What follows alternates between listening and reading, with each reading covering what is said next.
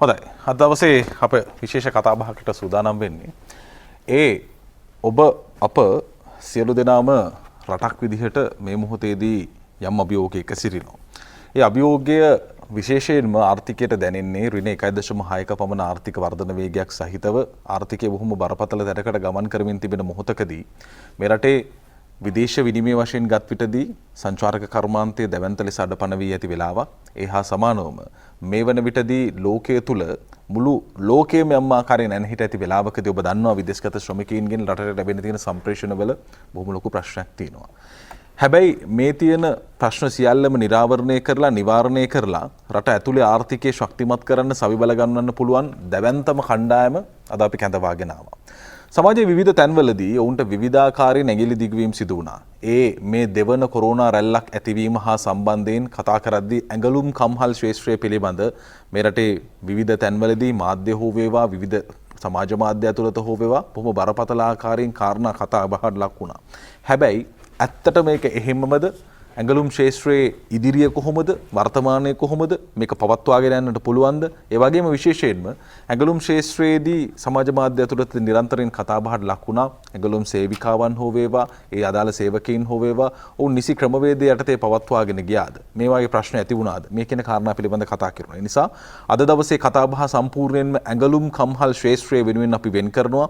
ඒ අනුව අති දැවැන්ත ශ්‍රමිකයින් පිරිසක් සිටිනවා. ඒ වගේම කම්හල් හිමියන් සිටිනවා. දැවැන්ත කියන්නේ බහුජාතික සමාගම් විදිහට ක්‍රියාත්මක වෙන පිරිස ඉන්නවා. මේ හැමෝම වෙනුවෙන් අද දවසේ කතා බහ සිදු කරනවා. ඒ වෙනුවෙන් අපි බොහොම ගෞරවයෙන් යුතු ආරාධනා කර අද දවසේදී ඇඟලුම් කම්හල් ඒකාබද්ධ ඇඟලුම් කම්හල් එකමුතුව වෙනුවෙන් විශේෂයෙන්ම ප්‍රධාන සමාගම් දෙකක් වුන් නියෝජනය කරනවා. ඊට අමතරව සමස්ත ඇඟලුම් කම්හල් එකතු වෙලා මේ මොහොතේදී සහ ඊට පෙර තිබුණු තත්ත්වයන් වලදී කම්හල් සමාගමක් විදිහට ශාස්ත්‍රයක් විදිහට මුණ දීමට අවශ්‍ය පරිසරය සකසාගෙන තිබෙනවා. ඒ අනුව අපි ආරාධනා කරා ඒකාබද්ධ ඇඟලුම් කම්හල් එකමුතුව වෙනුවෙන් ශක්ති රණතුංග මහත්මයාට ආයුබෝවන් ගෞරවයෙන් පිළිගන්නවා. ඒත් එක්කම ඒකාබද්ධ ඇඟලුම් කම්හල් එකමුතුව වෙනුවෙන් රජීව් මලසේකර මහතාට ආරාධනා කරා. ආයුබෝවන් ගෞරවයෙන් පිළිගන්නවා. හොඳයි. මුලින්ම අපි කතා කළ යුතුයි ඔබට මට අපි හැමෝටම තියෙන ප්‍රශ්නය. මේ කම්හල් ඇතුළතදී ශ්‍රමිකයින්ට ඒ කියන්නේ ඇඟලුම් කම්හල් වල ඉන්න සහෝදර සහෝදරියන්ට හරි විදිහට සලකනවාද? එහෙමත් නැතිනම් ඔවුන්ගේ ශ්‍රම සූරා කෑමක් සිදු වෙනවද? උදේ ඉඳලා හවස වෙනකම් මහන්න දීලා තියෙනවද? ඔවුන්ගේ සුබ සාධනයක් බලන්නේ නැද්ද? ඔවුන්ට වැසිකිලි ප්‍රමාණවත් තරම් තියෙනවද? ඔවුන්ගේ සෞඛ්‍යමය පහසුකම් හොයලා බලනවද? මේ කියන කාරණා පිළිබඳ පුළුල් කතා බහක් සමාජයේ ඇති වුණා. ඒ නිසා මම කැමතියි මුලින්ම මේ ශක්ති මහත්මයාගෙන් කතාව පටන් ගන්න. ඇත්තටම ඇඟලුම් කම්හල් එකමුතුව වෙනුවෙන් ඔබතුමාලා අවධානය යොමු කරලා තියෙනවද ශ්‍රමිකයින්ගේ සුබ සාධනය වෙනුවෙන්? නැත්නම් ඇත්තටම සුබ සාධනය සම්බන්ධයෙන් ප්‍රශ්න තියෙනවද කම්හල් ඇතුලේ? පළවෙනි චාමර බොහොම ස්තුතියි අපිට මේ අවස්ථාව ලබා දුන්න එක ගැන. අපේ ක්ෂේත්‍රයේ රාජකාරියේ යෙදෙන කණ්ඩායම්ගේ සුබ සාධනය ගැන අනිවාර්යයෙන්ම අපි බලනවා. ඒකට හේතු සාධක ගැන කරුණු කීපයක් තියෙනවා. එකක් තමයි ලංකාව ඇවිල්ලා අපේ ලංකාවේ ඉන්න ගැනුම්කරුවන්, අපේ ආයතනවල ගැනුම්කරුවන් ලෝකේ තරඟකාරීත්වයෙන් ඉහළ මට්ටමකින් ඉන්න ගැනුම්කරුවන්. ඒ ඔවුන්ගේ ප්‍රමිතීන් අනුව, ඒ අනුකූලතාවයන් අනුව, ප්‍රතිපත්ති අනුව අපි වැඩ කළ යුතුයි. ඒකට හේතු වෙන්නේ ඔවුන්ගේ ඒ ගැනුම්කරුවන්ගේ පාරිභෝගිකයන්ගේ අවදානම යෙදෙනවා මේ සුබ සාධනය ගැන. ඒකින්ද ඒ වැඩ කරන රාමුව ඇතුළත තමයි මේ ආයතන වැඩ කළ යුත්තේ. ඉතින් මේ අනුකූලතාව අනුව බලද්දී ඒගොල්ලන්ට තියෙනවා මේ වැඩ කරන පැය ගණන්, ඔය වැසිකිලි ප්‍රශ්න ප්‍රතිශතයකට ගත්තොත් ඒ වැඩ කරන ප්‍රමාණයට අනුකූලව වැසිකිලි ප්‍රමාණයක්, ඒ දෙන්න ඕන නිවාඩු කාලවල, ඒවා ඔක්කොම ඒ රාමුව ඇතුලේ තියෙනවා. ඉතින් අපි ඒ රාමුව ඇතුලේ වැඩ කළ යුතුයි. නැත්තම් වෙන්නේ ඒ ගැනුම්කරුවන් අපෙන් ඉවත් වෙනවා. ඉතින් ඒක තමයි පළවෙනිටම ඊටමත් වැදගත් කරුණ. දෙක තමයි අපි වැඩ කරන්නේ රජයත් සමග. එතකොට මේ ඒ රජයේ නීති රීත අනුව තමයි අපි වැඩ කරන්නේ. ඉතින් ඒකට අපි පටහැනිව වැඩ කරන්නේත් නෑ ආයතනික මේ ක්ෂේත්‍රයක් හැටියට. අනිත් එක තුන්වෙනි කාරණේ තමයි අපි මේ ක්ෂේත්‍රයක් හැටියට, එකමුතුවක් හැටියට දැන් අවුරුදු මම හිතන්නේ 15කට ඉස්සෙල්ලා අපි මේ යෙදුණා මේ සුබ සාධනි පිනවද ගාමන්ස් විතවුට් ගිල්ට් කියන ප්‍රතිපත්තිය යටතේ අපේ ලංකාවේ නිපැහෙන ඇඟලුම් ඉහළ මට්ටමකට ගේන්න. ඒක සුබ සාධනයේ පැත්තෙන්ගොත් නිපැයුම් මට්ටමින්ගොත් ඉහළ තලයකට ගේන්න තමයි අපි දායක වුණේ. ඉතින් ඒ හින්දා තමයි අද ඒ ඉහළ තලයේ ඉන්න ගැනුම්කරුවන් අපිත් එක්ක එකතු වෙලා ඉන්නේ. ඉතින් ඒ හේතු තුන ගත්තාම චාමර අපි සුබ සාධනය ගැන සලකා බලන්නේ නැහැ කියන එක කියන්න අපහසුයි. ඒ කියන්නේ යම් විදිහකින් අර සමාජ මාධ්‍ය ඇතුළේ එහෙම චෝදනා තිබුණානේ සාමාන්‍යයෙන් සේවකයෝ 100කට 200කට එක වැසිකිළියයි මේ වගේ කතා තිබුණා. ඒ කියන්නේ ඒවා සම්පූර්ණ පදනම් විරහිත දේවල්. මොකද ගැනුම්කරුවන්ම ඔබතුමන්ලා ප්‍රතික්ෂේප කරනවා ඒ පහසුකම් නොදී තිබුණොත්. එහෙමයි. ඒකත් ඒගොල්ලන්ගේ අනුකූලතාව විගණනයක් කරනවා. හැම සමහරලාට කාර්තුවකට අවුරුද්දට දෙපාරක් ඒගොල්ලන් ඒ විගණනයට අපිව භාජනය කරනවා. ඉතින් ඒ කණ්ඩායම මේ විගණනය කරන කණ්ඩායම ස්වාධීන කණ්ඩායම. ඒගොල්ලන් ඒ ගැනුම්කරුවන්ගේ ආයතනයොත් නෙමේ මෙහි තියෙන ආයතනවල නෙමේ. හොඳයි. අපි කතා කරමු තවදුරටත් වෙලාව බලෙන් වෙලාව. අපි කරන සමහර කතාබහ කොච්චර වැරදිද කියන දේ තේරුම් ගන්නට හොඳම දේ තමයි ඔබට පැහැදිලි ඇති සමාගම්වල නිසි ක්‍රමවේදයේ යටතේ ඒවායේ සේවක සුබ සාධනයේ සලසා නැතිනම් ගැනුම්කරුවන්ම ආයතන ප්‍රතික්ෂේප කරන තරමට නීතියක් තියෙනවා. ඒ කියන්නේ අර සාමාන්‍යයෙන් අර ISO දෙද්දී පරීක්ෂා කරනවා වගේ ඔබතුමාලා නිරන්තරයෙන් අධීක්ෂණයකට ලක් කරනවා. දැන් මේ වෙද්දී අනිකුත් කතාබහ තමයි අපි දන්නවා ඇඟලුම් ශාස්ත්‍රයේ බොහෝ දෙනෙක් මේ වෙද්දී බලාගෙන ඉන්න දේ තමයි Tamanගේ රැකියා අහිමි වීමේ අවධානමක් පවතිනවාද කියන කාරණේ සහ ඒ වගේම අප දන්නා දේ තමයි මේ මොහොත වන විටත් ඇඟලුම් කම්මල් ආශ්‍රිතව සේවය කරපු රැකියා අහිමි වෙච්ච පිරිසක් ඉන්නවා. මේ වෙද්දී ඔබතුමන්ලගේ කළමනාකාරීනේ තීරණයක් විදියට ශ්‍රම කප්පාදුව කියන එක සිද්ධ වෙමින් පවතිනවද? දැන් මේක මේ ගැටලුව මතුවුනේ චාමර මේ COVID-19 ව්‍යසනයේ මාර්තු අප්‍රේල් සිදුවීමත් අනුව. ඒක දිහා බැලුවාම ඒක ගෝලීය ප්‍රශ්නයක්. ඉතින් ඒ හේතුවෙන් අපේ ගැනුම්කරුවන්ගේ මේ ගැටලුව තිබුණා. ඒ කියන්නේ ඒගොල්ලන්ගේ කඩසාප්පු වැහිලා ඒ කියන්නේ ඕගොල්ලන් අපි දන්නවා කවුරුත් දන්න කරුණක් තමයි ඒ කඩසාප්පු වලට එන අඩුවීම හේතුවෙන් ඒගොල්ලන්ගේ ආයතනත් වල මේ ශ්‍රමය අඩුවීමක් සිදු වුණා. දැන් ඒ වගේම මේ ඇඟලුම් ක්ෂේත්‍රයට පමණක් නොවේ ගොඩක්ම කර්මාන්තවලට මේ ප්‍රශ්නේ මුහුණ දෙන්න සිදු වුණා. මේක අප්‍රේල් මාසයේ විතර වෙනකොට අපිට ලොකු ගැටලුවක් වුණා. අපේ ආයතන බොහොමයක් ඒකට මුහුණ දෙන්න සැලසුම් කරා. කොහොමද අපි රජයත් එක්ක එකතු වෙලා කොහොමද මේක අඛණ්ඩව කරගෙන යන්නේ කියන එක ගොඩක් සාකච්ඡා ඇති වුණා. නමුත් ඉතින් සමහර ආයතන තිබුණා ඒක මූල්‍ය වශයෙන් දරාගත හැකි ආයතන තිබුණා. සමහර ආයතන තිබුණා ඒක මූල්‍ය වශයෙන් දරා ගන්න බැරි ආයතන තිබුණා. ඉතින් ඒ අවස්ථාවේදී මම හිතන්නේ ඒ ශ්‍රම අඩුවීමක් වුණා. නමුත් අපි බැලුවාම සාපේක්ෂ වශයෙන් අනිත් රටවල් එක්ක සහ අනිත් කර්මාන්තත් එක්ක වශයෙන් බැලුවාම සාපේක්ෂ වශයෙන් මම හිතන්නේ අපේ ලංකාවේ ඒ ප්‍රමාණය අවම කරගන්න අපිට හැකියාවක් ඇති වුණා. ඒ හේතු උනේ අප්‍රේල් මාර්තු මාසවලදී අපි ඉක්මනට අපිට නැගී හිටින්න හැකියාවක් ඇති වුණා. ඉතින් ඒ හේතුවෙන් අපිට යම්කිසි ප්‍රමාණයක අපිට ඒක අවම කරගන්න හැකි වුණා චාමර. ඒ කියන්නේ ලෝකයේ අනිත් රටවල් වලට සාපේක්ෂව බැලුවාම අපිට තියෙන අපින් කරපු සේවක කප්පාදු අඩුයි. අඩුයි. මම හිතන්නේ සෑහෙන දුරට අඩුයි. අප සමහර තැන්වලදී පදනම පසුබිම නොදැන විවිධාකාරයේ චෝදනා සිදු කරනවා. මොකද පළවෙනියෙන්ම මා විමසූ කාරණේ උනේ ඇත්තටම ඇඟලුම් කම්හල් වල සුබ සාධනයක් නැද්ද? ඔබ දන්නවා උන්ට ප්‍රවාහනයේ සිට ආහාරවල සිට ඒ වගේම උන්ට ලබා දෙන පහසුකම් අතින් ගත්තාම බොහොම හොඳ වෘත්තීමය ගරුත්වයක් මේ මොහොත වෙනකොටදී ඇඟලුම් සේවිකාවට හිමි වෙලා තිබෙනවා. මීට අවුරුදු ගානකට කලින් අපි කතා කරපු විදිහේ තත්ත්වය නෙවෙයි අද වෙන විට තියෙන්නේ. නිසා යම් තැන්වලදී චෝදනා එල්ල කරා යම් තැන්වලදී නොදැන මේ පිළිබඳ කතා කළා. ඒ නිසා සරලම කාරණේ ඔවුන්ගේ නිමැවුමට මිලක් හෝ ඔවුන්ගේ නිමැවුමට ඉල්ලුමක් ඇති වෙන්නේම සේවකයින්ට සුබ සාධනයක් ඇති කරොත් පමණයි. ඒ නිසා මේ සමාගම් සියල්ලම Tamanගේ ප්‍රධාන කාර්යය විදිහට සේවක සුබ සාධනයට උපරිම බර තැබීම සිදු කරනවා. ඒ නිසා සමාජයෙන් නැගුණු මේ කාරණයට පිළිතුරක් ලැබෙනවා. ඒත් එක්කම ශ්‍රම කප්පාදු අතින් ගත්තාම ලෝකයේ අනෙකුත් රටවල් වලට වැඩිය අපේ රටින් උණු තත්ත්වය අපේ කළමනාකරණය යහපත් තැනක තියෙනවා. හැබැයි මේත් එක්කම අපිට ඊළඟට එන ප්‍රශ්නය තමයි දැන් ඇඟලුම් කම්හල් ආශ්‍රිත විශේෂයෙන් කටුනායක ගත්තාම කොග්ගල ගත්තාම ඊට පස්සේ වෙනත් ප්‍රදේශවල තිබුණු විශාල සමාගම් රැසකම යම් ආකාරයෙන් ආසාදිතින් වාර්තා වීමත් එක්ක මේක අවදානම් තත්යකට ගියා. ඒ නිසා මම ඔබතුමාගෙන් දැනගන්න කැමතියි මේ වෙද්දි අපේ රටෙන් යන නිෂ්පාදන අපි දන්නවා ලෝකේ හොඳම වර්ගයේ බ්‍රෑන්ඩ්ස් අපේ රටින් යවෙනවා. මේවා යම් ආකාරයකින් අර බ්ලැක් ලිස්ට් කිරීමක් එහෙමත් නැතිනම් මේවා ලෝකයෙන් ප්‍රතික්ෂේප කිරීම රිජෙක්ට් කිරීමක් මේ වෙද්දි සිද්ධ වෙලා තියෙනවද? චාමර එහෙම කිසි දෙයක් නම් ඇත්තට සිදු වෙලා නැහැ. මොකද ලංකාව බැලුවොත් ඇත්තටම මේ කොරෝනා වෛරසයේ පළවෙනි රැල්ල පටන් ගත්තේ අපිට ඒකෙන් බලපෑමක් ආවේ මාර්තු මාසෙදී. එතකොට මාර්තු මාසයේ අප්‍රේල් මාසෙදී සිංහල අවුරුදු කාලෙත් හුඟක් තරමට බහුතරයක් අපිට කර්මාන්තවලට වැඩ කරන්න බැරි වුණා. ඇත්තෙම කියනවා නම් මැයි මාසේ මුලදී තමයි අපිට ආයි වැඩ පටන් ගන්න පුළුවන් වුණේ. ඉතින් ඒ කාලෙදී වුණේ අපේ ගැනුම්කරුවොත් ඒගොල්ලන්ගේ අපේ ප්‍රධාන වෙළඳ පොළවල් වන්නේ ඇමරිකාවත් යුරෝපයත්.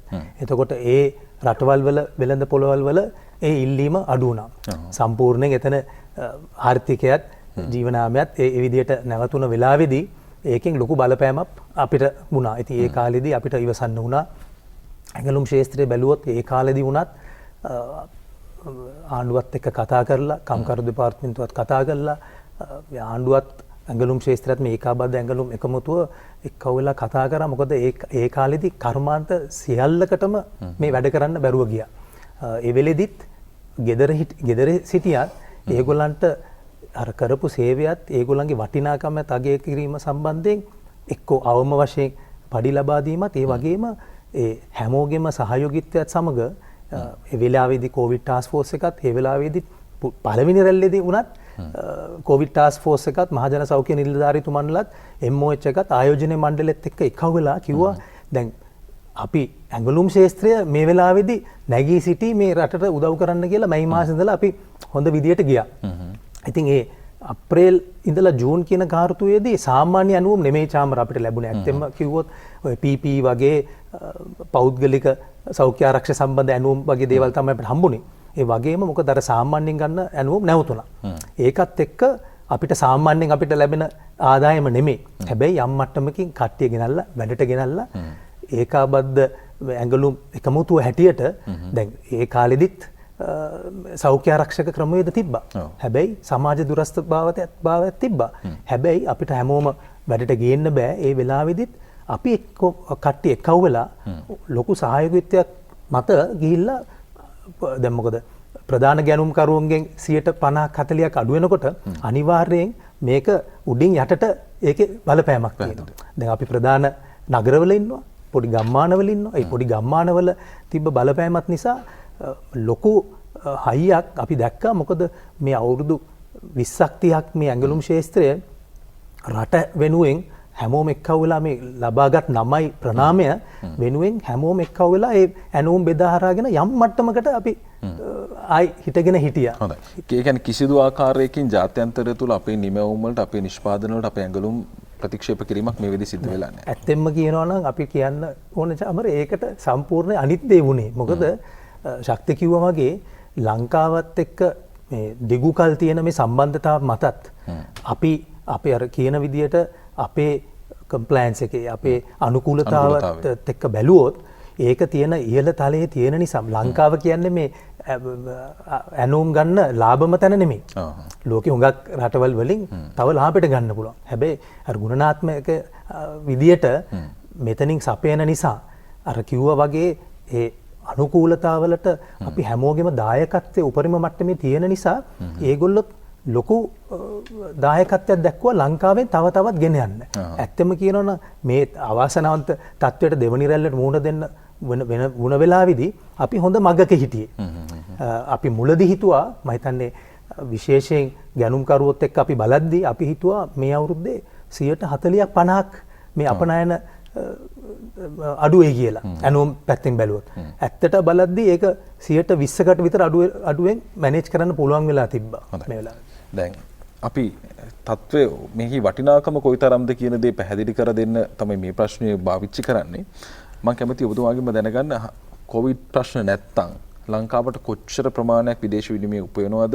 ඔබතුමාලගේ පෙර වර්ෂවල මේ අර්බුදේ නැති වෙන්න මත්තෙන් කොයිතරම් ප්‍රගතියක් තිබුණාද? කොයිතරම් නම් ආර්ථිකයේ වැදගත්කමක් ඇඟලුම් ශේෂ්ත්‍රයේ තිබුණාද? හොඳ ප්‍රශ්නයක් චාමර මං හිතන්නේ කිව්වා වගේ ලොකු දායකත්වයක් මේ ඒකාබද්ධ ඇඟලුම් එකමුතුව සම්බන්ධ වුණා රටේ අපනයනයෙන් 52ක් විතර 50ක් ඉක්මවා ප්‍රමාණයක් මේ ඇඟලුම් ශේෂ්ත්‍රයෙන් රටට ඒ විනිමය ලැබෙනවා. ඒක නොම්බර වශයෙන් ගත්තොත් සාමාන්‍යයෙන් අපේ ටාගට් එක තිබ්බ ඉලක්කය තිබ්බේ ඩොලර් බිලියන 5ක විතර ඉලක්කයක්. මේ අවුරුද්ද පටන් ගන්නකොට ජනවාරි ඉඳලා සෙප්තැම්බර් වෙනකොට බැලුවොත් අපේ ඉලක්කය තිබ්බේ ඩොලර් බිලියන 3.8 ඒ වගේ 4කට ලං වෙන්න මං හිතන්නේ 3ට වගේ ලං වෙලා තියෙනවා විවිධ විදියෙන්. හැබැයි අර හිතුව තරම් අඩුවීමක් නොවුනත් මං හිතන්නේ මේ ඔක්තෝබර් ඉඳලා දෙසැම්බර් තියෙන කාර්තුවට මේ දැන් තත්ත්ව නිසා යම් බලපෑමක් ඇති. ඒ වුණත් ඉතින් අපි දැන් ආයි පටන්ගෙන යන නිසා අපි ඒ ඉලක්කයට යන්න බැරි වුණත් ඒකට 120ක් විතර අඩුවෙන් යන්න පුළුවන්. හැබැයි අර කිව්වා වගේ රටේ අපනයන ශේස්ත්‍රයෙන් 50ක් ඇඟලුම් ශේස්ත්‍රයෙන්. ඒ වගේම ශුද්ධ අගය බැලුවොත් ඒකෙන් ඩොලර් බිලියන 2.5ක් විතර රටෙන්ම අමුද්‍රව්‍ය ලබාගෙන සපයන දෙයක්. ඉතින් ඇත්තටම මේ ශේස්ත්‍රයේදී කතා කර විදියට අපි රස්සාවට ගන්න රැකියාවට ගන්න 3,50,000ක් ඉන්නවා වගේම ඒකටම තව උදව් කරන මිලියන ගාණක් විතර පිරිසක් ඉන්නවා චාමර. ඔව් දැන් මේක එක පැත්තක්. ඒ කියන්නේ ආර්ථිකයට අපනයන වලින් ගත්තාම 50% ඉක්ම වූ අපනයන දායකත්වයක් ලබා දෙනවා සහ දේශීය මුද්‍රව්‍ය වලටත් බර තැබීමක් කරනවා. ඒ වගේම ලංකාවට විදේශ විනිමය එන එක නතර වෙලා තියෙන්නේ. ඒ නතර වෙච්ච වෙලාවෙදිත් උනත් මේ වර්ෂයේදී උනත් විදේශ විනිමය ලංකාවට ගෙන්වා ගැනීම සඳහා වුණ ඇමරිකන් ඩොලර් බිලියන 3ක පමණ ප්‍රමාණයකට මේ වර්ෂයේදී උනත් දැනට තාමත් අවසන් කාර්තුවේ සකස් කරලා නැහැ. මම හිතන්නේ දත්ත හැකියාවක් තියෙනවා. එතකොට ඔබ හිතන්න ඕනේ මේකට යම් ආකාරයෙන් ගලක් ගහනවා නම් අපේ රටේ ආර්ථිකයට වුන් කොයිතරම් ලොකු හයියක් ලබා දෙනවද? සේවක සුබ සාධනයද? ඒ වගේම අනෙකුත් ආර්ථිකමය කාර්යක්ෂමතාවයන්ද මේ සියලු දේත් එක්ක. අපි මේ කතා කරේ එක පැත්තක්. මීට අමතරව අපි දන්න දේ තමයි ගම්වලට ගියත් නගරේ ගියත් අද වෙද්දී විශ්වවිද්‍යාල වලින් එළියට එන පිරිස උනත් මේ ඇඟලුම් කම්මල් ශේෂ්ත්‍රයත් එක්ක බොහොම ලොකු බැඳීමක් එක්ක රැකියා කරගෙන යනවා. ආර්ථිකයේ ඒ පැත්ත වගේම මේකේ ශ්‍රමිකයින්ගේට ජොබ් රැකියා ලබා දීම හරහා කරන දායකත්වයේ පැත්තත් මතක් කරොත් වඩාත් වැදගත් වෙයි. ඔව්. ඒකන කතා කරොත් චාමර මේ ඒකත් ඉතාමත් වැදගත් කරුණක්. රජීව් කිව්වා වගේ අපේ ලක්ෂ 3මාරක් ඍජුව මේ ක්ෂේත්‍රයේ රැකියා ලබනවා. ඒකෙන් වක්‍රව අපි හිතනවා තව මිලියනට ආසන්න ප්‍රමාණයක් මේකෙන් යැපෙන කට්ටිය ඉන්නවා මේ ක්ෂේත්‍රයේ හේතුවෙන්. ඒක ඉතාමත් වැදගත් කරුණක්. ඒක එක. දෙවෙනි එක තමයි මේ අපි මේ ක්ෂේත්‍රයේ මේ කර්මාන්තය ගත්තාම අපි කර්මාන්ත අතරින් ශ්‍රමදායකත්වයේ 15%ක් විතර ඉන්නවා මේ ඇඟලුම් ක්ෂේත්‍රයේ. ඒකෙන් තව විශේෂ කරුණක් තියෙනවා. ඒක තමයි මේ ඇඟලුම් ක්ෂේත්‍රයේ 75%ක් සිටින්නේ කාන්තාවන්. ඒගොල්ලන්ට ඒ ආදායමක් ලබන්න හැකියාව තියෙන ක්ෂේත්‍රයක් හැටියට මේක යෙදවිලා තියෙනවා. තවත් වැදගත් කරුණක් තියෙනවා. ඒක තමයි ඔබ කිව්වා වගේ මේක බොහෝ දුරට තියෙන්නේ අද මේ ආයතන බොහෝ දුරට තියෙන්නේ ගම්මානවල. මේවා මම හිතන්නේ අවුරුදු 20ක් 25කට ඉස්සර ගම්මානවලට ගෙනහිල්ලා ඇති වුණ මේ කර්මාන්ත ආයතන ඒ ගම්මාන කුඩා නගරවලට පරිවර්තනය වෙලා තියෙනවා මේ කර්මාන්ත ආශ්‍රිතව. ඒකට හේතු වෙන්නේ අපි හිතනවා සාමාන්‍යයෙන් 10කට ආසන්න ප්‍රමාණයක් රැකියා ලාභීන් ඉන්නවා මෙතන. ඒ හැරුණම මේ ඒ ගම්මානයේ කුඩා නගරවලට මිලියන 50ක විතර ආදායමක් මාසෙකට ලැබෙනවා. ඉතින් ඒකට ගත්තාම මෙතන වැඩ කරන කණ්ඩායම් විතරක් නෙමෙයි කැන්ටිම වතුවල වැඩ කරන කට්ටිය එතනට ගෙන අනිත් සපයන්නෝ ප්‍රවාහන ඒ වගේ ගොඩාක් වක්‍රව ගොඩක් මේ ඒගොල්ලන්ට මේ රැකියා ඇති වෙලා තියෙනවා මේක ආශ්‍රිතව. ඉතින් මේ කරුණුත් ඉතාමත් වැදගත් චාමර. ඒ නිසා ඍජුවව සහ වක්‍රව ගත් විටදී අති දැවැන්ත ප්‍රමාණයක් රැකියාව උත්පාදනය කරන විදේශ විනිමය ලබා දෙන මේ ඇඟලුම් ක්ෂේත්‍රයේ රැකගත යුතුයි. ඒ තමයි ප්‍රධානම කාරණේ. යම් තැන්වලදී ශ්‍රමය පිළිබඳ කතා කළා. ඒටත් බොහොම පැහැදිලි පිළිතුරක් ලබා දුන්නා. ඇඟලුම් ක්ෂේත්‍රයේ නිමැවුම පවා ප්‍රතික්ෂේප කරනවා හරි ආකාරයෙන් ශ්‍රමයට සැලකීමක් සිදු නොකළොත්. ඒ තමයි සත්‍ය කාරණේ බවට පත් වෙන්නේ. අපි මෙතනින් එහාට කතා කළ යුතුයි. දැන් මේ අභියෝගාත්මක තැනක සිටින්නේ. අපි දැක්ක විශේෂයෙන්ම කටුනායක ඇඟලුම් ක්ෂේත්‍රයේ ආසාදිතයින් වාර්තා වෙනකොට කම්හල ආශ්‍රිතව කලාපය ආශ්‍රිතව සමස්ත කම්හලම යම් ආකාරයෙන් අවදානමක ලකුණා කොහොමද වැඩ කරගෙන යන්නේ. දැන් මේ වෙද්දි බාරගත් ඕඩර්ස් තියෙනවා. මේවා සම්පූර්ණ කරන්නේ කොහොමද? රටේ යම් ප්‍රදේශ හුදකලා කරලා තියෙනවා. ඒත් එක්ක මේවා ක්‍රියාත්මක කරන්න අවස්ථාව සලසලා දීනවා. ශ්‍රමිකයෝ වැඩට එනවද? මේ කියන වර්තමාන තත්ත්වය පිළිබඳව අපි කතා කළ යුතුව තිබෙනවා. කෙටි විරාමයකට යමු. විරාමයෙන් පසුව කතා කරමු. අද දවසේ අපි කතා කරමින් සිටින ඒකාබද්ධ ඇඟලුම් එකමුතුව සමගින් ඇඟලුම් ක්ෂේත්‍රයේ පවතින තත්ත්වය සහ පෙර ඉදිරියේදී කළ යුතු කාරණේ මොනවද කියන දේ පිළිබඳව පැහැදිලි කරන්න. කෙටි විරාමයකට යමු.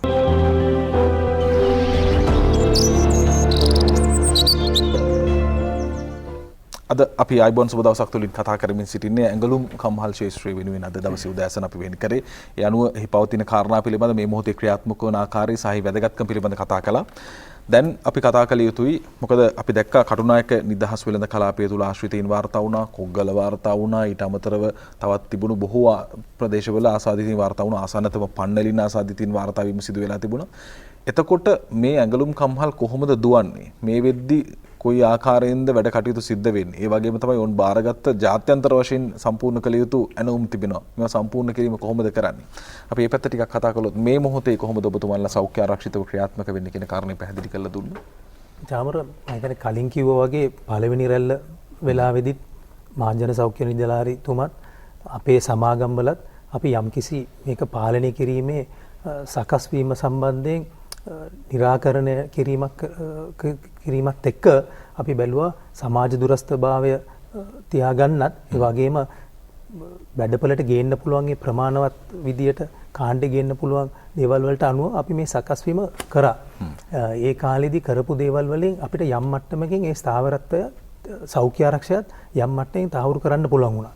දැන් මේ දෙවනි රැල්ල ආපු වෙලාවේදී ඇත්තටම මම හිතන්නේ අනිත් රටවල් කරනවා වගේ දැන් අපි කරන්නේ PCR පරීක්ෂණ කරලා යම් මට්ටමකින් බලනවා මේක පැතිරීම නවත්ත ගන්න අපිට ටිකක් ඉස්සරහා වෙන්න කියන එක. මොකද ඇත්තම අපි දන්නවා ලෝකේ ධනවත්ම රටවල් වල අපිට වඩා තාක්ෂණය හුඟක් දියුණු රටවල් වලත් මේක යම් මට්ටමකින් මම හිතන්නේ දිනෙන් දින තියෙන කේස් ප්‍රමාණය වැඩි.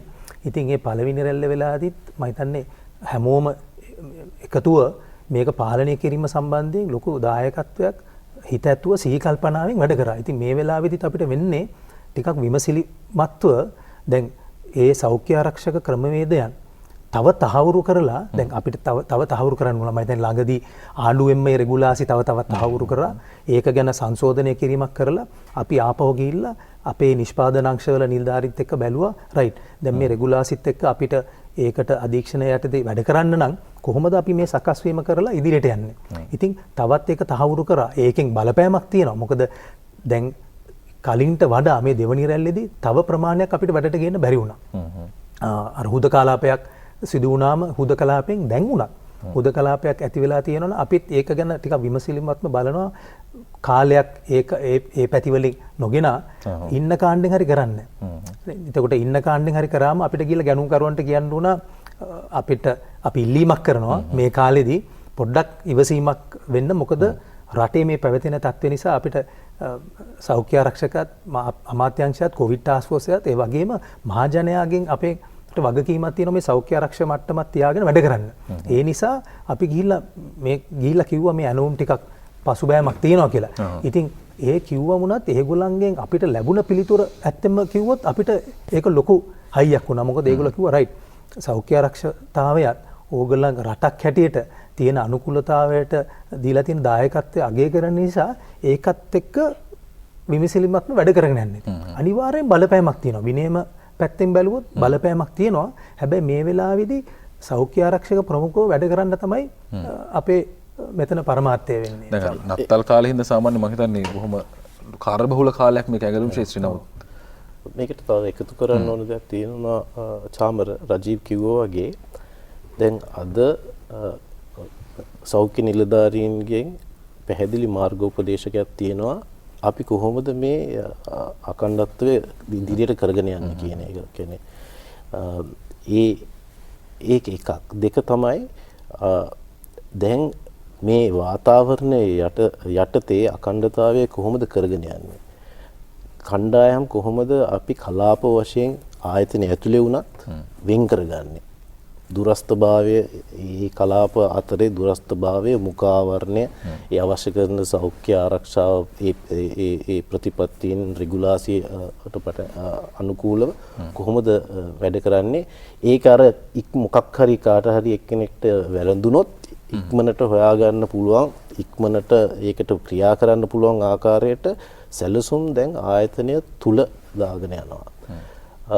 ඉතින් ඒක අපි මේ ක්ෂේත්‍රීය අඛණ්ඩතාවය කොහොමද මේක තිරසාරකත්වයක් මත කරගෙන යන්නේ කියන ඒක තමයි අපි දැන් කරගෙන යන්නේ. දැන් ඇහුවා මේක දැන් ගෝලීය වශයෙන් කොහොමද වෙනස් වෙන්නේ කියලා මේකේ දැන් ගැනුම්කරුවා මම හිතන්නේ රජීව් මේකට එකතු වෙයි. දැන් ගැනුම්කරුවන්ගෙත් ඒගොල්ලන් ගන්න විදියත් වෙනස් වෙලා තියෙනවා. මාකට් එක වෙනස් වෙලා තියෙනවා. ඉතින් ඒ පාරිභෝගිකයන් දැන් ඒ කඩසාප්පු වලට යන්නේ නැහැ. ඉතින් ඒකට දැන් ලොකු වෙනසක් තියෙනවා ඔන්ලයින් බිස්නස් වලට යන එක. ඉතින් ඒ ක්‍රමවේදයන්ට අපි කොහොමද සැකසෙන්නේ කියන එකත් අපි දැන් ලෑස්ති වෙන්න ඕනේ. ඉතින් ඒකට අවශ්‍ය කරන යටිතලු පහසුකම් ඒවා අපි දැන් ඒව ගැන අපි වැඩිය සැලකිලිමත් විය යුතුයි. ඉතින් ඒ වගේම මම හිතන්නේ PP ගැන කතා කරාම මම හිතන්නේ රජීව් කතා කරා PP ඒ කියන්නේ ඔබතුමාලා දැන් එනවුම් සාමාන්‍ය වෙනදා ගියපු ඒවට වැඩිය වෙනස් විදිහෙන් ඒ කියන්නේ අපි ඔකට කියන්නේ අර නිෂ්පාදන විවිධාංගීකරණයක් සිද්ධ වෙලා තියෙනවද කියන කාරණේ. ඇත්තටම දැන් අලුත් නිෂ්පාදන වලට අලුත් වෙළඳපොළ වලත් විවෘත වෙලා තියෙනවද මේ වෙද්දි? වෙලා තියෙනවා. ඒ වගේම මේ වෙළඳපොළ වල සාමාන්‍යයෙන් කඩසාප්පුවකින් ගන්න නැතුව ඔන්ලයින් ඩිරෙක්ට් ටු කන්සියුමර් කියන මොඩල් එක යන්නේ. ඉතින් සමහර වෙලාවට ඒවා අපි දැන් ඕක ඇනෝම් ලෑසි කරලා යවනකොට ඒක සකස් කරලා දෙන විදිය. ඒ කියන්නේ ඉන්ඩිවිජුවල් කෙනෙක්ට පුද්ගලයෙකුට යන විදියට සලසලා දෙනවා. මොකද ඒ අපේ සපේන රටවල් වල ඒ අපේ ගැනුම්කරුවන්ගේ තැන්වලදීත් ලොකු කාණ්ඩයක් තියාගන්න බෑ. මොකද ඇත්තෙම අපිට කතා කරන්න තියෙන වැදගත්ම කාර්යයක් ඒ ඇති වුණ බලපෑමේ ඒගොල්ලන්ගේ රටේ ආර්ථිකයට ලොකු බලපෑමක් තිබ්බා.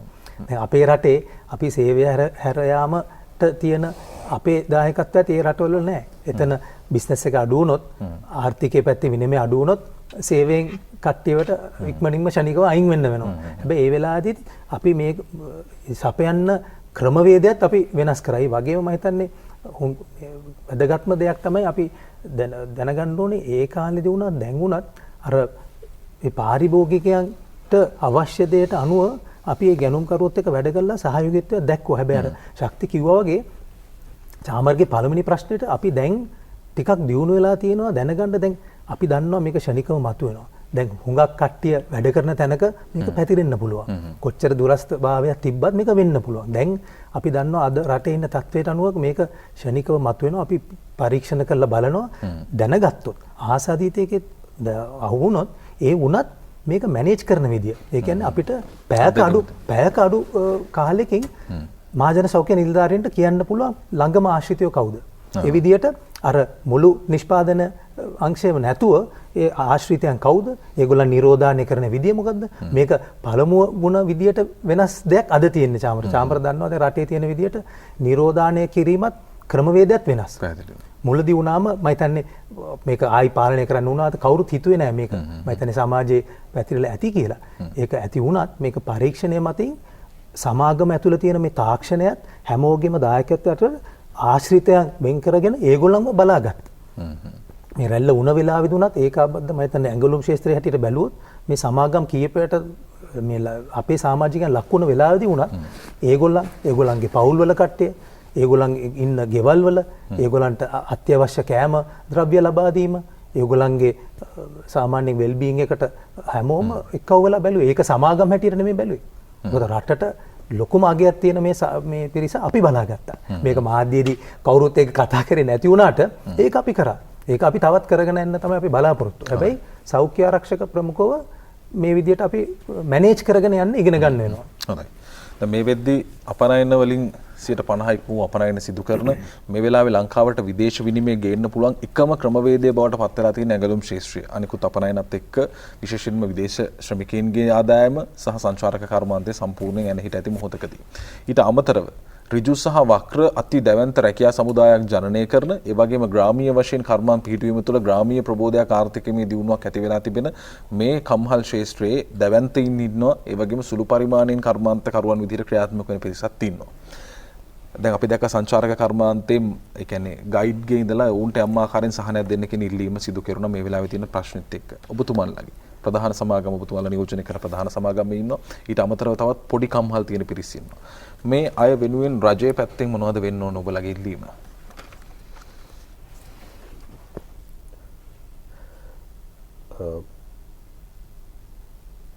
අපිට මේ ගොඩක් පළවෙනි අධීරයේදී මම හිතන්නේ ගොඩක් රජයේ පැත්තෙන් ගොඩක් උදව් වුණා. මේ විශේෂයෙන් පාලනය කරගන්න එක. දෙක තමයි අර ඒ අවස්ථාවේ මම කිව්ව සමහර ආයතන වලට මූල්‍යම ශක්තිය තිබුණේ නෑ ඒක දිගු කාලීනව කරගෙන යන්න. ඒ හේතුවෙන් ඒ කාලෙත් කම්කරු දෙපාර්තමේන්තුවත් රජයත් එකතු වෙලා යම්කිසි සහනයක් ලබා දෙන්න මේ ආයතන වලට හැකියාවක් ලැබුණා. චාමර ලංකාවේ තියෙන කම්කරු නීති රීති තමයි සමහර තියෙන හොඳ නීති වගේක් තියෙනවා, තද නීති වගේක් තියෙනවා. ඉතින් ඒ රාමුව තුල කොහොමද මේ අපි මේ ඉදිරියට කරගෙන යන්නේ කියන එක මේ අවස්ථාවේදී අවවාද සහ මාර්ගෝපදේශන අපිට රජයෙන් ලැබුණා. මේ ඉදිරියට මම හිතන්නේ අද දැන් අපිට සෞඛ්‍ය ආරක්ෂාව පිළිබඳව ලැබිලා තියෙන පැහැදිලි මාර්ගෝපදේශන ඉතාමත් වටිනවා.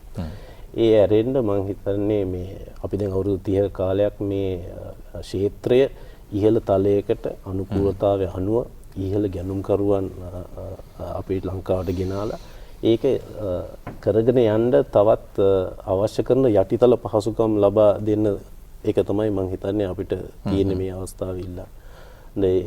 ඉතින් රජයක් නැත්තම් රජයෙන් එහෙම ඉල්ලීමක් කරන්න කියලා තියෙන අපිට ගොඩක් සහයෝගය ලැබිලා තියෙනවා රජයෙන් මේ අවස්ථාවේ මේ කොවිඩ් ටාස්ක් ෆෝස් එකෙන් සෞඛ්‍ය නිලධාරීන්ගෙන් ග්‍රාමීය මට්ටමේ සෞඛ්‍ය නිලධාරීන්ගෙන් අපිට සියලු දෙනාම මේ සහයෝගය ලබා දීලා තිනවා. ඉතින් මම හිතන්නේ මේ අවස්ථාවේදී ඒක තමයි වැදගත් වෙන්නේ. ඇතරම සතුටුයි එහෙම ඒ කියන්නේ බරක් ප්‍රවීකරණ ඉල්ලීම සම්බන්ධයෙන් මේ ටික පවත්වාගෙන යන සෞඛ්‍ය ආරක්ෂිත ක්‍රමවේද ස්ථාපනය කළා ආරක්ෂාව පැත්තෙන් සෞඛ්‍ය පැත්තෙන් දෙන්නට උන දායකත්වය පමණයි උන් රජයෙන් ඉල්ලන්නේ. නැත්නම් සාමාන්‍යයෙන් අපි දන්නවා මේවා පවත්වාගෙන යන කර්මාන්තයට මුදල් අවශ්‍යයි, මේවායි සහන අවශ්‍යයි කියන කාරණේට යනවට වැඩිය රජයටත් මේ විදිහට සහයෝගයක් දක්වමින් දැවැන්ත දායකත්වයක් ඇඟලුම් කම්හල් ශාස්ත්‍රය සිදු කරනවා. ඒ නිසා සමාජය ඇතුළත විවිධ ආකාරයෙන් කතා කළා. ඒ නිසාම තමයි මේ මතය නිවැරදි කරන්න අපි මේ සාකච්ඡාව සිද්ධ කරේ. ඇඟලුම් කම්හල් ශාස්ත්‍රයේ අදාළ බලධාරීන්ටම අවස්ථාව දුන්නේ කතා කරන්න. මොකද ඇඟලුම් කම්හල් ශ්‍රේවිකාවන්ගේ ශ්‍රම සූරාකෑමක් තියෙනවා. ඒ වගේම උන්ගේ සේවක කප්පාදු බවනතුව ඉවත් කරනවා වගේ චෝදනා තිබුණා. ඒවා සියල්ලටම අද දවසේදී පිළිතුරු ලැබුණා. අපි වෙලාව බලමු යාලි කතා කරමු. ඒ වගේම විශේෂයෙන් සඳහන් කර යුතු දේ තමයි මේ ඒකාබද්ධ ඇඟලුම් එකමුතුව කියන මේ සංවිධානයක් ඇතුළට කම්හල් සියල්ල ගොනු වීම ඇතුළතම වුන් යම් ආකාරයකින් එහි ප්‍රතිලාභයක් අත්විඳිනවා. අපි කැමතියි දැන් කතා බහ අවසන් කරන්න ඉන්න මොහොතේදී මේ ඒකාබද්ධ ඇඟලුම් එකමුතුව කියන්නේ මොකක්ද? කොහොමද ඔබතුමන්ලා සැකසීලා තියෙන්නේ? කොහොමද මේ අය අතර සහන සලසා ගැනීම ක්‍රියාවලියේදීත් වෙන්නේ? මම හිතන්නේ ඇත්තටම මේක එකතු ආවේ මොකද ප්‍රධාන සමාගම් කීපයක් වගේම පොඩි සමාගම් කීපයක් තිබ්බා. එතකොට මේ ඇඟලුම් ශාස්ත්‍රය සම්බන්ධ සමිති කීපයක් තිබ්බා. 4-5ක් විතර තිබ්බා. ඒක ඉස්සර කටුනායකින් පටන් ගත්ත ෆ්‍රී ට්‍රේඩ් සෝන් ඇසෝසියේෂන් එක වගේ යම් විවිධ ගම්මානවල තිබ්බ ඇඟලුම් ශාස්ත්‍රවල සමිති සම්බන්ධයෙන් විවිධ සමිති කීපයක්ම එකතුව ලංකාවේ ප්‍රමුඛ ඇඟලුම් ශාස්ත්‍රය සම්බන්ධයෙන් නියෝජනය වන ආයතනයේ හැටියට මේ එකමුතුව හැටියට තමයි මේක සැකසුනේ වගේම එතකොට අපි ගැනුම්කරු දිහා ගියත් අපි එක දෙයකින් අපි තැනකින් කතා කරන්නේ මොකද්ද ලංකාවේ වටිනාකම අර ගුණාත්මක විදිහකින් අර වැලියු ඇඩ් එක මොකද්ද ලංකාව වෙන්නේ ලාභම තැන නෙමෙයි ඒ වුණත් අර අපි කතා කරා වගේ අපේ අනුකූලතාව සම්බන්ධයෙන් වෙනත් අපේ වැඩ කරන සමාජික සම්බන්ධය වුණත් ඒ වගේ අර විවිධත්වය නේ අපි අර ඩිෆරෙන්ෂিয়েට් කරලා අපේ අනිත් රටවල් වලට වඩා ලංකාවේ වැදගත්කම මොකක්ද දැන් මේ වෙලාවේදී වුණත් මම හිතන්නේ එරවුර් ප්‍රදේශයේදී දැන් අර මම චාමරටි කලින් කිව්වා වගේ අද අපනයන ඩොලර් බිලියන 5ක ඉලක්කයක් තිබ්බත් ඒකෙන් 50% විතර අමුද්‍රව්‍ය තාම පිට රටින් ගෙනල්ලා තමයි අපි සකස් කරගන්නේ. ඉතින් ඒ සම්බන්ධයෙන් ඉදිරි අනාගතයේ අපිට මේක ස්ථාවරත්වයක් ලබා ගන්නත් මොකද දැන් සපයනකොට ගැනුම් කරපු පාරිභෝගිකයන්ුත් ගැනුම් කරුවොත් බලන්නේ ෂණිකව ලබා ගන්න. මේක දැන් ඔන්ලයින් ජීවිතය. ඉතින් අපිත් ඒ විදියට අපේ ක්‍රමවේදයන් සකස් කරගන්න ඕනේ ෂණිකව ලබා දෙන්න. ඒ නිසා දැන් සැලැස්මක් තියෙනවා එරවුරු වල රෙදි මෝල් වගේම ඒ අර අපිට අවශ්‍ය අමුද්‍රව්‍ය එතනින් ලබා ගන්න විශේෂයෙන් මේ රෙදි ලබා ගන්න සැලැස්මක් තියෙනවා ඩොලර් බිලියන 5ක වියදම් ඉන්වෙස්ට්මන්ට් එකක් එතනින් දාලා ගන්න. ඉතින් ඒ වගේ දෙයක් කරන ගමන් මම හිතන්නේ මේ ශාස්ත්‍රය තවත් ඉදිරියට යන්න නම් මේ වෙලාවේදී ඕනේ ඉස්සෙල්ලම අපි අගය කරන්න ඕනේ මෙච්චර ලොකු කාණ්ඩයක් අපි සේවයට අරගෙන ලංකාවට මෙච්චර හොඳ ප්‍රණාමයක් ගත්ත වෙලාවේදී ගැනුම් කරුවොත් අපිට තවත් විශ්වාසයක් ඇතුව දෙන වෙලාවේදී මේ ශක්ති කිව්වා වගේ කොවිඩ් ටාස්ක් ෆෝස් එකත් හැමෝගෙම මේ සෞඛ්‍ය නිලධාරීතුමන්ලත් ආයෝජන මණ්ඩලෙ දුන් ඒ සහයෝගිත්වයෙන් අපිට වැඩ කරගෙන යන්න පුළුවන් වුණා. ඉතින් මේ මතය හරි කරගෙන අපේ වගකීම අනිවාර්යෙන් තියෙන්නේ ඒ සෞඛ්‍ය ආරක්ෂිතතාවයත් අර කිව්වා වගේ අනුකූලතාව විගණනය කරන එක. ඕන දෙයකට අපි ලෑස්ති විනිවිද භාවයෙන් අපි වැඩ කරනවා. ඉතින් කවුරු හරි ඒක ගැන අපේ ප්‍රශ්නයක් ඇහුවොත් මොනවා වුණත් ඒකට සම්බන්ධ ඒ සාක්ෂි තොරතුරු ලබා දෙන ලෑස්ති මොකද කොහොමත් අපේ ගැනුම් කරුවොත් ඒ වාර්තාවන් ඒ විගණනය අපෙන් ඉල්ලනවා චාම. හොඳයි. අපි අවසන් කරන්නට ආවොත් මේ කම්හල් ශාස්ත්‍රයේ තුල සිටින ඒ ඇඟලුම් කම්හල් වල නියැලෙන බහුතරයේ සිටින්නේ කාන්තාවන්. ඒ සහෝදර සහෝදරියන්ගේ කැපවීම දායකත්වය තමයි මේ සියලුම කතාවල පිටුපස තියෙන සාර්ථකත්වයේ බවට පත් වෙන්නේ. අපනයන වලින් 52%ක් ගෙනියන්න පුළුවන් නම් විදේශ විනිමය බිලියන ගණන් හොයන්න පුළුවන් නම් ඒ හැම තැනකදීම තියෙන්නේ ඔවුන් කරන අතිශය දැවැන්ත කැපකිරීම. ඔවුන්ගේ ගෙවල් වලින් ඇවිල්ලා ගම්බිම් වලින් ඇවිල්ලා බොහෝ තැන්වල ඔවුන් తాවකාලික නිවාසන වල රැඳී සිඳලා උදේ ඉඳන් රැ වෙනකම් මේ කරන දැවැන්ත කැපකිරීම තමයි අවසන් නිමවුමක් විදිහට මේ රටේ ආර්ථිකයට බොහොම ලොකු හයියක් බවට පත් වෙන්නේ. මම කැමති අවසාන වශයෙන් ඔබතුමන්ලාගේ පැත්තෙන් ඔබතුමන්ලා මේකේ පාලිතයින් විදිහට වැඩ කරන පිරිස වෙනුවෙන් දෙන පණිවිඩය ඔවුන් වෙනුවෙන් කතා කරනවා නම් මේ වෙලාවේ. ඔව් සාමර හොඳ ප්‍රශ්නයක්. පළවෙනිටම දෙන්න ඕනේ පණිවිඩය තමයි මේ ක්ෂේත්‍රයේ වැඩ කරන අපේ කණ්ඩායම අපි අගය කරන්න ඕනේ. ඇයි අවුරුදු 30ක් ඇතුළත අපේ රටේ තිබුණ මේ අරගලයේ ගැටුම කාලෙත් මේ ක්ෂේත්‍රය ඉදිරියට ගෙන යන්න උරදීපු කණ්ඩායමක් තමයි මේ ක්ෂේත්‍රයේ වැඩ කරන අපේ කණ්ඩායම. ඒ වගේම මේක අපිට ඇහැට නොපෙනෙන අභියෝගයක්. මේ අවස්ථාවෙත් අපිට ඒ සහයෝගය ලබා දෙන්න කියන එක තමයි පළවෙනි කාරණය. මම හිතන්නේ ඒගොල්ලන්ගේ පවුල් වලට අම්මලා තාත්තලාට දරුවන්ට කියන්න තියෙන දේ තමයි අපි ක්ෂේත්‍රයක් හැටියට අපිට පුළුවන් උපරිම සෞඛ්‍ය ආරක්ෂිත ක්‍රමවේදයන් මාර්ගෝපදේශකයන් අපේ නිලධාරීන්ගේ අවවාදයන් පිළිගෙන අපි අවශ්‍ය කරන යටිතල පහසුකම් අපි අපේ ආයතනවල ඇති කරනවා. මේක ඒ අපිත් එක්ක වැඩ කරන කණ්ඩායම් වල සෞඛ්‍ය ආරක්ෂාව අපි ප්‍රමුඛ කරගෙන වැඩ කරන නිසා. ඉතින් ඒ පණිවිඩයත් අපි දෙන්න කැමතියි. අපි ගොඩක්ම ස්තුතිවන්ත වෙන්න ඕනේ චාමරුවා කිව්වා වගේ සමහර ගම් වලින් සමහර අපේ කලාපවල වැඩ කරන ළමයි ගම් වලින් ඇවිල්ලා මේ වාසිකාගාර වැඩ කරනවා. අපිට ඒ ගැටලු ඉදිරිපත් වෙලා තිබුණා මේ ක්ෂේත්‍රය. මේ අවස්ථාවේදී අපි ඒවා निराකරණය කරන්න ඒගොල්ලන්ට ඒකට පිළියම් යම් කිසි පිළියම් අපි යොදවලා තියෙනවා. ඉතින් දෙන්න ඕනේ මට පළවෙනිට දෙන්න ඕනේ පළවෙනි පණිවිඩය තමයි ස්තුතිවන්ත වෙන්න. මේ අරගල දෙකේදීම පළවෙනි අරගලයේදීත් අපිත් එක්ක එකතු වෙලා අපේ මේ රට ඉදිරියට ගෙනියන්න ආර්ථිකය ඉදිරියට ගෙනියන්න එකතු වන එක ගැන අපි ස්තුතිමත් වෙනවා. ඒ වගේම දෙවෙනි පණිවිඩය තමයි ඒ අපිත් එක්ක රැඳී ඉන්න කණ්ඩායම් වල පවුල් වලට අපිත් එක්ක එකතු වෙන්න මේක එකතු වෙලා අපි කොහොම හරි අවශ්‍ය කරන ආරක්ෂාව අවධානය යොදාගෙන අපිට විශ්වාසයක් තියෙනවා අපි දාලා තියෙන ක්‍රමවේදයන් බොහෝ විට අපිට මේ ව්‍යසනය අඩු කරන්න පුළුවන් ක්‍රමවේදයන් අපි දාලා තියෙනවා. නමුත් අවසානයේදී මේ ළමයි තමන්ගේ ගෙදරට යනවා. මහා ජනතාව මැදට යනවා. එතකොට ඒ අවස්ථාවලදීත් මේ ක්‍රමවේදයන් පිළිපැදීම ඉතාමත් වැදගත්.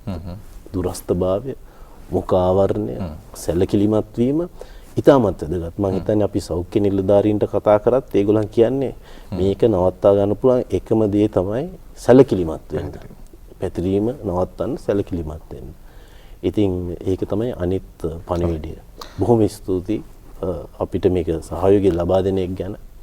අපි ආරක්ෂාකාරීව මේක ඉදිරියට කරගෙන යන්න කියන එක තමයි දෙන්න ඕනේ පළවෙනි පණිවිඩය. අවසන් මිනිත්තුවේදී අපි තව මිනිත්තුවක පමණ කාලයක් තියෙන්නේ. ඔබතුමන්ලට සහාය වුණු පිරිසටත් ස්තුති කරන්න මම අවස්ථාවක් හදලා දෙනවා. අනිවාර්යෙන් චාමර මම හිතන්නේ විශේෂයෙන් ජනමාධ්‍ය වුණත් මම හිතන්නේ මේ අවාසනාවන්ත සිද්ධිය වුණත් අර අපි කලබල වෙලා මොකද උනේ ඒ වගේ දේවල් නැතුව දැන් අපි දැවැන්තව එක්කව වෙලා බලන්න ඕනේ මේ රට ගෙනියන්න ජාතියක් හැටියට මේකට උදව් වෙන්න. මම හිතන්නේ කොවිඩ් ටාස්ක් ෆෝස් එක ආයෝජනය මණ්ඩලය මහජන සෞඛ්‍ය නිලධාරීතුමන්ලා සෞඛ්‍ය දෙපාර්තමේන්තුව ඒ වගේම කම්කරු දෙපාර්තමේන්තුව විශේෂයෙන්ම ඒ ගම්මානවල පොලිස් ප්‍රදේශවල හුදකලාපවල වුණත් අපිත් එක්ක කතා වෙලා සෑම වෙලාවෙදිම අපි ලොකු වේදනාවක් ඇතුව වැඩ කරන්නේ මේගොල්ලෝ බලාගෙන. ඉතින් අර මාධ්‍ය යන දේවට මතය මොනවා වුණත් මේගොල්ලෝ නොසැලෙන විදියෙන් ලොකු දායකත්වයෙන් වැඩ කරනවා. ඒක තමයි අපේ ලොකුම අගය කිරීම. අපේ ඒ සම්පත රැකගන්න තමයි මේ අපේ සමාගම් වල නායකත්වයත් අපේමත් අපිටත් ලොකු කැක්කුමක්. මොකද මේගොල්ලෝ අපි බලා ගන්න කරන වියදම හුඟක් වටිනවා. ඒක තව දුරටත් කරන්න අපිට කිසිම අකණ්ඩව කරගෙන යන්න අපිට කිසිම බලපෑමක් නොවෙන්නේ නැහැ කියලා තමයි බලාපොරොත්තු. හොඳයි. බොහොම අද මේ කතා බහ තුළින් අපේ බලාපොරොත්තුව සරලවම කිව්වොත් පළමු ආශ්‍රිතයෙකු වාර්තා වීමත් එක්ක අප දුටුවා මේ සමාජයේ කොයිතරම්නම් වැරදි තීරණවල සිට ඇඟලුම් කම්හල වෙන්න අපේ ආදරණීය සහෝදර සහෝදරියන් වෙනුවෙන් බැලුවාද කියන ඒ සියලු දේ නිවැරදි කරගත යුතුයි. ඔබ ඔවුන්ට ඉතා ඉහළ ගෞරවයෙන් සැලකිය යුතුයි. සමස්ත ආර්ථිකය තුළ ඔවුන් කරන කාර්යභාරය අති විශේෂයි දැවැන්ත කැපකිරීමක් එක්ක. ඒ නිසා අප ලබා දිය හැකි උපරිම සහයෝගය ලබා දෙමු. ඇඟලුම් කම්හල් ශාස්ත්‍රය රැකගත යුතුයි. ඒ ක්‍රියාත්මක වුණොත් තමයි රටට විදේශ විනිමය තැන තියෙන්නේ සහ ඍජු සහ වක්‍රවැක්‍ය අති විශාල සංඛ්‍යාවක් ජනනය කරන ඔවුන් රැකගත යුතුයි. ඒ නිසා අපේ හැම වචනකින්ම ජනමාධ්‍ය හෝ වේවා අනෙකුත් බලධාරීන් හෝ වේවා සියලු දෙනාම හැම වචනකින්ම මේ කර්මාන්තය වෙනුවෙන් උපරිම දායකත්වයක් දැක්විය යුතුයි. ඒකාබද්ධ ඇඟලුම් එකමුතුව වෙනුවෙන් ශක්ති රණතුංග මහතා සහ රාජීව් මල්ලසේකර මහතා සමගින් අපි කතා කළේ. බොහොම ස්තුතියි අද කමිනින් වෙනුවෙන්. අපි කතා බහ හමාර කරනවා. හෙට යලි හමු යමු. සෞඛ්‍ය ආරක්ෂිත ක්‍රමවේදත් එක්ක ජීවත් විය යුතුයි අපි මේ මොහොතේත් හැමදාමත් කියන කාරණේ. හෙට යලි හමු යමු. ප්‍රාර්ථනා කරන ඔබට යහපත් දවසක්. ආයුබෝවන්.